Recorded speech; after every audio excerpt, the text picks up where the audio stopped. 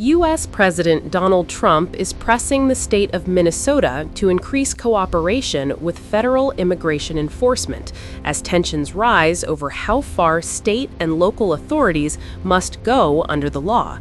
Speaking this week, Trump administration officials said Minnesota has not done enough to assist U.S. Immigration and Customs Enforcement, or ICE, in deporting migrants.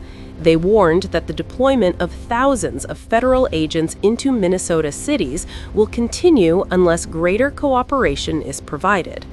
Minnesota officials, however, say the state is already cooperating to the maximum extent allowed by law.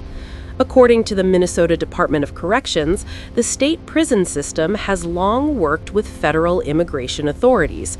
Officials say inmates convicted of serious crimes are routinely identified and shared with ICE when legally required.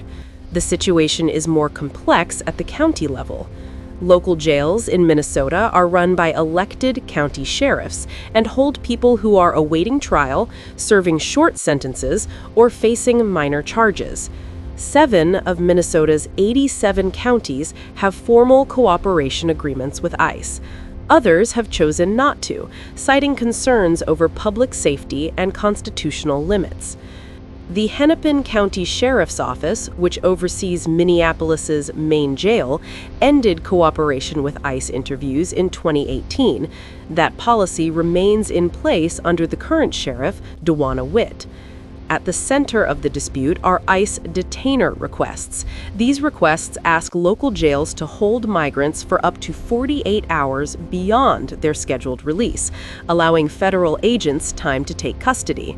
Minnesota Attorney General Keith Ellison has stated that state law prohibits holding someone solely on an immigration detainer without a judge-signed warrant.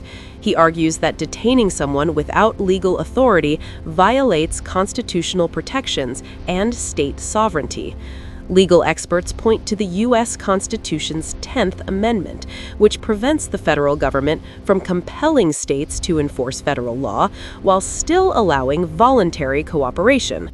The issue has sparked protests nationwide following deadly incidents involving federal agents in Minneapolis during recent enforcement operations. As the standoff continues, the debate highlights the limits of federal power, the role of states, and the balance between immigration enforcement and constitutional rights. This is Orange News Pie.